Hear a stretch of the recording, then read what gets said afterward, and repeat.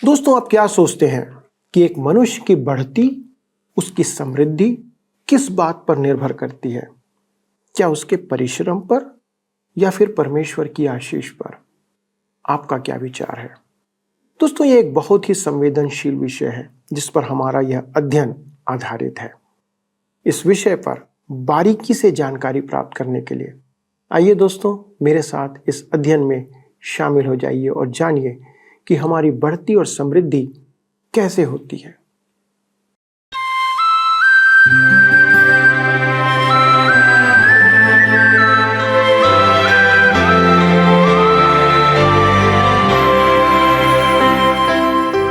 प्रिय मित्रों, आप सभी को प्रभु यीशु के मधुर और पवित्र नाम में प्रेम भरा नमस्कार।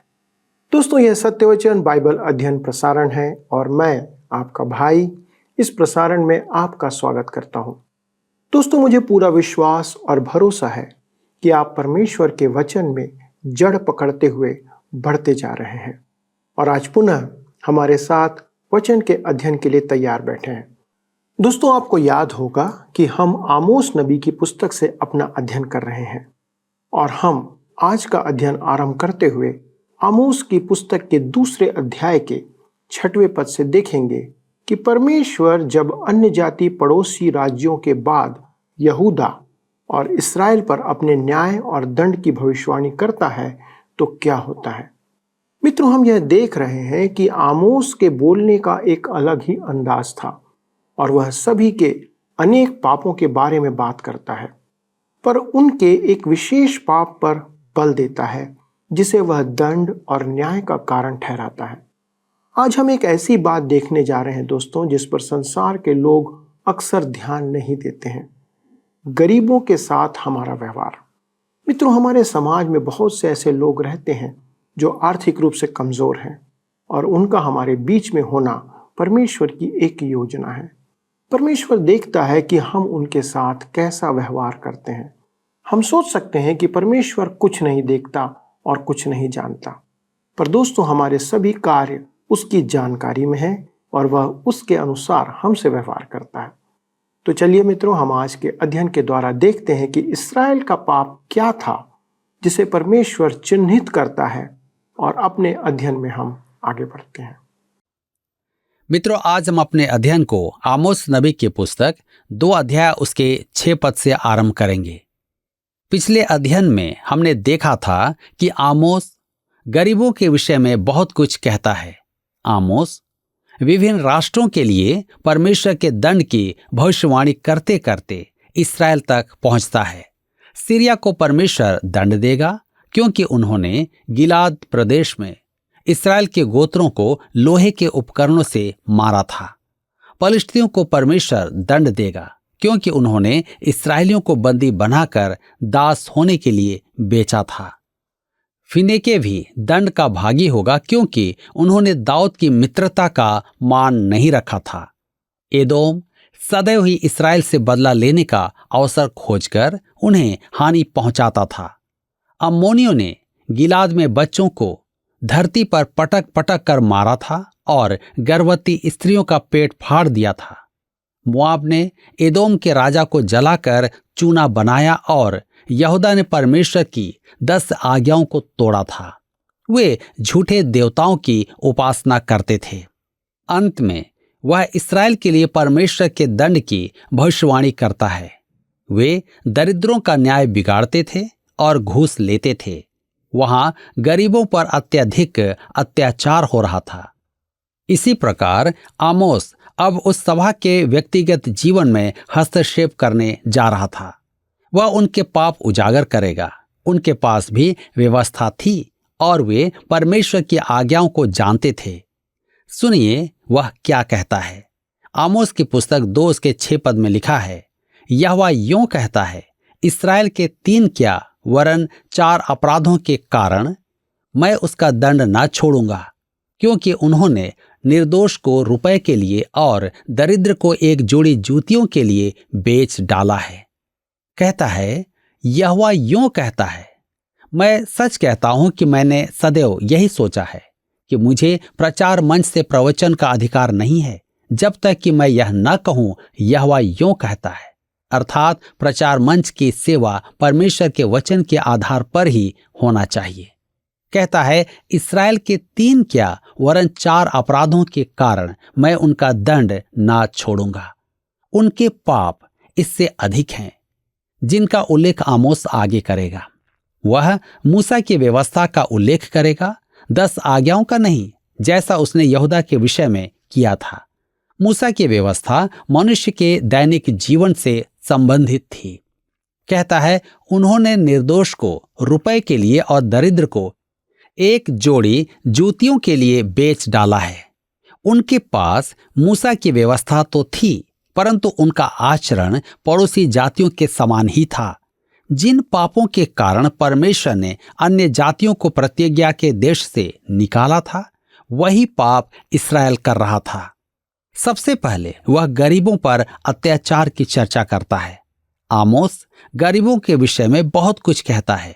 आमोस नबी की पुस्तक 4 अध्याय उसके 1 पद में हम पढ़ते हैं, हे बाशान की गायों, यह वचन सुनो, तुम जो सामरिया पर्वत पर हो, जो कंगालों पर अंधेर करती और दरिद्रों को कुचल डालती हो और अपने पति से कहती हो, ला दे हम पिए।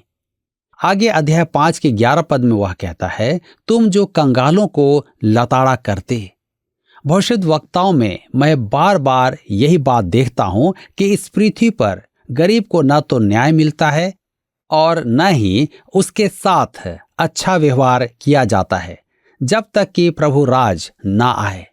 गरीब की आशा केवल प्रभु यीशु में है। राजनीतिक दल गरीबों का भला करने का दावा करते हैं और महंगाई बढ़ती जाती है और वे गरीबी को नहीं जानते हैं। मैं परमेश्वर का आभारी हूं कि एक मनुष्य ऐसा है जो एक दिन गरीब का न्याय करेगा। प्रभु यीशु मसीह परमेश्वर गरीबों के साथ अनुचित व्यवहार करने के लिए किसी भी देश को दंड देगा। उसने इस संबंध में अनेक नियम स्थापित किए हैं, परंतु मैं केवल एक ही का उल्लेख करूंगा। व्यवस्था विवरण की पुस्तक 16 अध्याय उसके 19 पद, तुम न्याय ना बिगाड़ना, तू न तो पक्षपात करना और न तो घूस लेना, क्योंकि घूस बुद्धिमान की आंखें अंधी कर देती है और धर्मियों की बातें पलट देती है। परमेश्वर ने गरीब की रक्षा के लिए यह नियम बनाया है। उस युग में भी घूस देकर निर्दोष को दोषी ठहराया जा सकता था। यह अभ्यास पुराने फैशन का नहीं होता है, शेष सब कुछ पुराना होता है। आज जब पैसा निर्णायक है तो गरीब को न्याय कैसे मिलेगा? अब आमोस एक विशेष समस्या का उल्लेख कर रहा था, जब एक जोड़ी जूता न्याय बिगाड़कर गरीब को कष्ट देता था। आइए हम पढ़ें आमोस 2 अध्याय के 7 पद। लिखा है, वे कंगालों के सिर पर की धूलि का भी लालच करते और नम्र लोगों को मार्ग से हटा देते हैं और बाप बेटा दोनों एक ही कुमारी के पास जाते हैं, जिससे मेरे पवित्र नाम को अपवित्र ठहराएं। कहता है, वे कंगालों के सिर पर की धूल का भी लालच करते। इसके अनेक अर्थ हो सकते हैं, परंतु मेरे विचार में उनके स्वार्थी लोभी धनवान न्यायी यह भी नहीं चाहते थे कि गरीबों को विलाप करने के लिए सिर पर डालने को मिट्टी भी मिले। यह आज के युग की लालसा का चित्रण है। परमेश्वर ऐसे देशों को दंड देता है। तब कहता है, नम्र लोगों को मार्ग से हटा देते हैं। नम्र लोगों को न्याय नहीं मिलता था। क्यों? क्योंकि वे बोलते नहीं थे। एक कहावत है, चरमराने वाले चक्र में ग्रीस लगाया जाता है। आज नम्र लोग पृथ्वी के अधिकारी नहीं हैं। आज उग्रवादियों का युग है। इस्राएल में गरीबों और नम्र लोगों को न्याय नहीं मिलता था। आज भी उन्हें न्याय नहीं मिल रहा है। आगे कहता है, बाप बेटा दोनों एक ही कुमारी के पास जाते हैं, जिससे मेरे पवित्र नाम को अपवित्र ठहराएं। यहां कुमारी से तात्पर्य है वेश्या। परमेश्वर कहता है कि व्यभिचार से उसका नाम अपवित्र ठहरता है। इससे प्रकट है कि जिसे हम नई नैतिकता कहते हैं, वह वास्तव में नई नहीं है। इस्राएल में तो वह पहले भी थी, परंतु परमेश्वर उससे घृणा करता है। वे इस विषय परमेश्वर की व्यवस्था का उल्लंघन कर रहे थे। आमोस को ख्याति प्राप्त नहीं थी। वह गरीबों का पक्ष लेता था और अधर्म का तिरस्कार करता था। उसने गरीबों के साथ अन्याय को अनुचित ठहराया और अनैतिकता को तुच्छ जाना। हम आमोस 2 उसके 8 पद में आगे पढ़ते हैं। लिखा है, वे हर एक वेदी के पास बंधक के वस्त्रों पर सोते हैं और दंड के रुपए से मोल लिया हुआ दाख मधु अपने देवता के घर में पी लेते हैं। वे हर एक वेदी के पास बंधक के वस्त्रों पर सोते हैं। व्यवस्था विवरण की पुस्तक 24 अध्याय उसके 12 और 13 पद में परमेश्वर ने एक अति उत्तम नियम दिया था। यदि वह मनुष्य कंगाल हो तो उसका बंधक अपने पास रखे हुए ना सोना। सूर्य अस्त होते होते उसे वह बंधक अवश्य फेर देना, इसलिए कि वह अपना ओढ़ना ओढ़कर सो सके और तुझे आशीर्वाद दे, और यह तेरे परमेश्वर यहोवा के दृष्टि में धर्म का काम ठहरेगा। एक गरीब मनुष्य के पास अपने बिस्तर की अपेक्षा बंधक रखने के लिए और कुछ नहीं होता है जिसकी उसे आवश्यकता पड़ेगी। परमेश्वर कहता है कि उसे रात में सोने के लिए बिस्तर चाहिए होता है। परमेश्वर अब इसी बात पर रोष प्रकट करता है कि इस्राएल ने इस नियम को तोड़ा है। आज हम न्याय की बात करते हैं, परंतु यह कैसे दुख की बात है कि यदि कोई परिवार अपनी गरीबी के कारण किराया ना दे पाए तो उसे घर से बाहर निकाल दिया जाता है। मेरे मित्रों, परमेश्वर का वचन गरीबों के पक्ष में बहुत कुछ कहता है। हर एक वेदी के पास परमेश्वर ने इस्राएल को एक ही वेदी दी थी, यरूशलेम का मंदिर, परंतु उन्होंने मूर्ति पूजा के लिए अनेक वेदियां बना ली थी। आगे कहता है, दंड के रुपए से मोल लिया हुआ दाख मधु अपने देवता के घर में पी लेते हैं। वह उनके शराब पीने को भी दोषी ठहराता है। आमोस 2 अध्याय उसके 9 पद में आगे लिखा है, मैंने उनके सामने से एमोरियों को नष्ट किया था, जिनकी लंबाई देवदारों की सी और जिनका बल बांज वृक्षों का सा था। तो भी मैंने ऊपर से उसके फल और नीचे से उसकी जड़ नष्ट की। यहूदा के रेगिस्तान से आने वाले इस प्रचारक की अभिव्यक्ति पर ध्यान दीजिए। एमोरियों के विषय परमेश्वर उसके मुख से कहलवाता है, जिनकी लंबाई देवदारों की सी और जिनका बल बांज वृक्षों का सा था। तो भी मैंने ऊपर से उसके फल और नीचे से उसकी जड़ नष्ट की। परमेश्वर ने अमोरियों को नष्ट किया। यहोशू की पुस्तक 24 अध्याय उसके 8 पद में लिखा है, तब मैं तुमको उन एमोरियों के देश में ले आया जो यरदन के उस पार बसे थे, और वे तुमसे लड़े, और मैंने उन्हें तुम्हारे वश में कर दिया, और तुम उनके देश के अधिकारी हो गए, और मैंने उनको तुम्हारे सामने से सत्यानाश कर डाला। हमने यह तो कहा था कि आज मोआबी नहीं रहे, परंतु आपने यदि किसी एमोरी को देखा है तो वह कब देखा था? परमेश्वर ने अब्राहम से बहुत पहले कहा था कि वह उसे प्रतिज्ञा के देश में नहीं ले जाएगा, क्योंकि वहां एमोरी थे और उनका पाप का घड़ा भरा नहीं था। मैं उन्हें पाप से मन फिराने का अवसर दे रहा हूं कि वे मेरी ओर फिरें।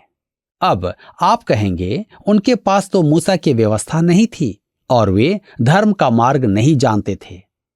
रोम की कलीसिया को पत्र लिखते समय पौलुस कहता है, रोमियो के पत्र 2 अध्याय उसके 12 से 14 पद में, जिन्होंने बिना व्यवस्था पाए पाप किया वे बिना व्यवस्था के नाश भी होंगे, और जिन्होंने व्यवस्था पाकर पाप किया उनका दंड व्यवस्था के अनुसार होगा।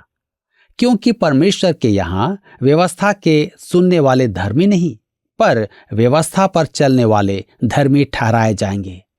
फिर जब अन्य जाति लोग जिनके पास व्यवस्था नहीं, स्वभाव ही से व्यवस्था की बातों पर चलते हैं, तो व्यवस्था उनके पास ना होने पर भी वे अपने लिए आप ही व्यवस्था हैं। अब जिनके पास व्यवस्था नहीं है, वे हत्या करने से, झूठ बोलने से, चोरी करने से कैसे रुकेंगे? आगे हम देखते हैं रोमियो के पत्र 2 उसके 15 पद में पौलुस कहता है, वे व्यवस्था की बातें अपने अपने हृदयों में लिखी हुई दिखाते हैं और उनके विवेक भी गवाही देते हैं और उनकी चिंताएं परस्पर दोष लगाती या उन्हें निर्दोष ठहराती है। परमेश्वर ने हमें विवेक दिया है और यदि हमारे पास 10 आज्ञाएं नहीं होती तो भी हमारा विवेक हमें बुरे कामों का दोषी ठहराता या निर्दोष ठहराता है, तो हम अपने आप को दोषी ठहराते या निर्दोष कहते। मनुष्य में सही और गलत का बोध अंतर्निहित है। इसी आधार पर परमेश्वर ने अमोरियों को दंड दिया। वे पाप करने से नहीं रुके। परमेश्वर ने अब्राहम से कहा था, मैं तेरे वंशजों को 420 वर्ष मिस्र में रखूंगा, जब तक कि अमोरियों के पाप का घड़ा ना भर जाए। मेरे विचार में कट्टर से कट्टर मुक्त विचारक भी परमेश्वर से नहीं कहेगा कि एमोरियों को पश्चाताप के लिए और अधिक समय क्यों नहीं दिया। मैं तो परमेश्वर की बात करूंगा कि यदि किसी जाति को 420 वर्ष दिए जाएं कि वे सही निर्णय लें, तो वह बहुत अधिक समय होता है। सच तो यह है कि एमोरी परमेश्वर की ओर नहीं फिरे। यरदन पार करके यहोशू एमोरियों के देश में आया। यरीहो एमोरियों का नगर था। राहाब भी एमोरी थी। केवल वह और उसका परिवार ही नाश होने से बचा। मुआबियों का भी नाश हो गया, परंतु रूत प्रभु यीशु की वंशावली में आई। इसी प्रकार एमोरियों के सर्वनाश में भी राहाब वेश्या बचाई गई थी। मेरे प्रियो, परमेश्वर इस्राएल से कहता है कि जिस पाप के लिए उसने एमोरियों का सर्वनाश किया, वही पाप आज वे कर रहे हैं। आमोस 2 उसके 10 और 11 में आगे कहता है, मैं तुमको मिस्र देश से निकाल लाया और जंगल में 40 वर्ष तक लिए फिरता रहा कि तुम एमोरियों के देश के अधिकारी हो जाओ। मैंने तुम्हारे पुत्रों में से नबी होने के लिए और तुम्हारे कुछ जवानों में से नाज़ीर होने के लिए ठहराया। हे इस्राएलियों, क्या यह सब सच नहीं है? यहोवा की यही वाणी है। परमेश्वर कहता है, मैं चाहता था कि तुम इस देश में मेरी सेवा करो, अपने युवकों को भविष्यद्वक्ता और नाज़ीर बनाओ, पर देखो तुमने क्या किया। मेरे प्रियो, आज हम सब के लिए भी यही प्रश्न परमेश्वर चाहता है कि हम भी अपने जीवन को देखें कि हम क्या कर रहे हैं, हमारे जवान क्या कर रहे हैं, और अपने अपने जीवन को प्रभु के हाथों में सौंपें। मित्रों, आज आपने देखा कि परमेश्वर हमारे हर एक व्यवहार पर ध्यान देता है। आज का हमारा समाज भी कुछ ऐसा ही है। एक गरीब मनुष्य का कोई सहायक नहीं होता है। धनवान और अमीर लोग गरीबों पर अन्याय करते रहते हैं। उन्हें उनकी मूलभूत आवश्यकताओं से भी दूर कर देते हैं। जैसा वचन में भी लिखा है कि गरीबों को उनकी परेशानियों पर विलाप करने के लिए भी अनुमति नहीं दी जाती है। दोस्तों, क्या आज हमारे समाज में भी ऐसी परिस्थिति दिखाई नहीं देती है? आज यदि आपको कुछ परेशानी है तो आप उसे बयान भी नहीं कर सकते। यह है हमारी व्यवस्था। और यदि कोई आवाज उठाना चाहता है तो उसे चुप करा दिया जाता है। परमेश्वर सब बातों का हिसाब रखता है और एक दिन उन सब का न्याय किया जाएगा। दोस्तों, परमेश्वर ने हम पर अनेक उपकार किए हैं। उसने हमारे लिए बहुत कुछ किया है।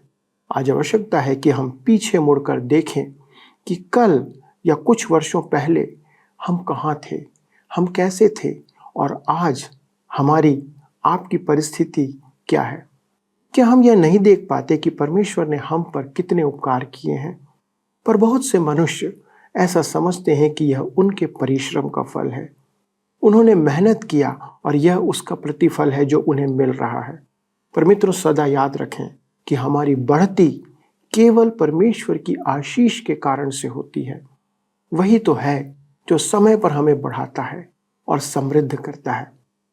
आपका परिश्रम तब तक सफल नहीं होगा जब तक परमेश्वर उसे ना बढ़ाए। इस्राएलियों ने परमेश्वर के कार्य को नज़रअंदाज किया और उसके प्रति धन्यवादी नहीं रहे। आइए मित्रों, हम परमेश्वर को उन सारी आशीषों के लिए धन्यवाद दें जो उसने हमारे जीवन में दी हैं और जीवन भर उसके प्रति कृतज्ञ बने रहें। आइए दोस्तों, प्रार्थना करें। स्वर्गीय पिता, हम धन्यवाद देते हैं और प्रभु यीशु क्रिस्त के नाम से आपके सन्मुख आते हैं। प्रभु, आपने हमारे जीवन को बालकपन से लेकर, जन्म से लेकर आज तक संभाला है। प्रभु, आपकी ये आशीष है कि हम आपके अनुग्रह में पाए जाते हैं। हर एक विषम परिस्थितियों में प्रभु आपकी सहायता हमें मिलती रही। प्रभु, आज हम आपको सिर्फ धन्यवाद देना चाहते हैं, क्योंकि प्रभु जी आपने हमारे जीवन में ऐसे बड़े कार्य किए हैं।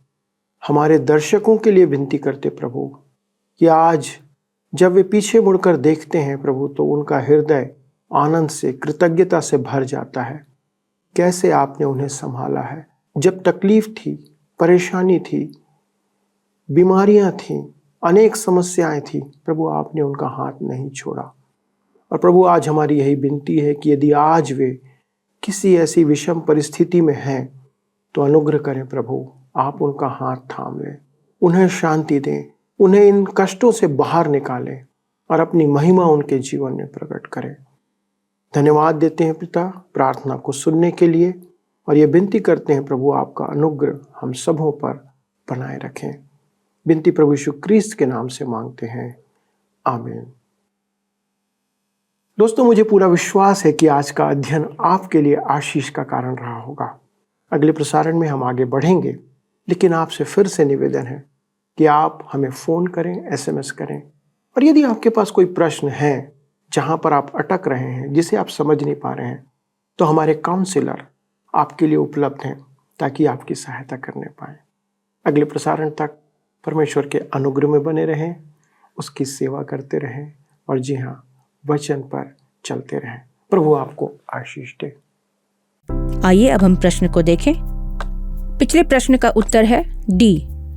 उपरोक्त तीनों यहूदा का मुख्य पाप क्या था कि उसने यहोवा की व्यवस्था को तुच्छ जाना, विधियों को नहीं माना और अपने झूठे देवताओं के पीछे चलते रहे। आमोस 2:5। आज के अध्ययन पर आधारित प्रश्न है, किस जाति के लिए वचन में लिखा है कि उनकी लंबाई देवदारों के समान और उनका बल बांज वृक्षों सा था? ए एमोरी, बी मोआबी, सी पलिश्ती, डी एदोमी। मित्रों, इस प्रश्न का उत्तर हमें कल सुबह 6 बजे से पहले विकल्प A, B, C या D के साथ अपना नाम, पता, स्थान के साथ 9651433397 पर SMS या WhatsApp करें। क्या आपको यह कार्यक्रम पसंद आया? अभी हमें एक मिस कॉल करें और आप अगले विजेता हो सकते हैं।